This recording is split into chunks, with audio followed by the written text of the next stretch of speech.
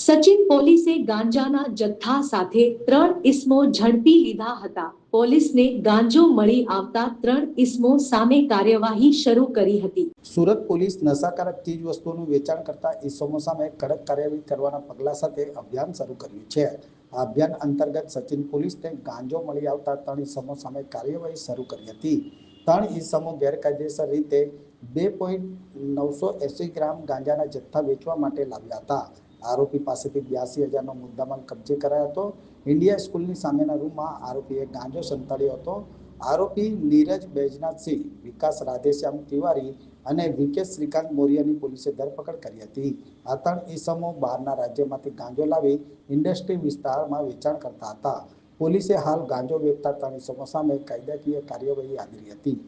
Sachin police સ્ટેશનમાં સચિન પોલીસને એક ઇનપુટ મળેલ કે સ્લમ બોર્ડ એરિયામાં એક નીરજ બૈજનાથ કરીને એક ઈસમ રહે છે અને એના ઘરે ગાંજાનો જથ્થો પડેલો છે. એ બાતમી આધારે કાયદેસર કાર્યવાહી કરવા માટે પંચો સાથે સચિન પોલીસની ટીમ સ્થળ ઉપર ગયેલ તો એના ઘરે નીરજ બૈજનાથસિંહ ઉપરાંત અન્ય 2 ઈસમો મળી આવેલ. એક વિકાસ રાધેશ્યામ તિવારી અને એક વિકેશ શ્રીકાંત મોરિયા. આ ત્રણેય ઈસમોની અંગ જડતી તેમજ એના ઘરની જડતી કરતાં એક ગાંજા જેવો પદાર્થ મળી આવેલ. તો આ બાબતે FSLને સ્થળ ઉપર બોલાવી અને સ્થળ તપાસ કરાવી અને આ બાબતે જરૂરી પરીક્ષણ કરાવી અને ખાતરી કરતાં આ ગાંજાનો જથ્થો જ હોવાનું તપાસમાં જણાઈ આવેલ.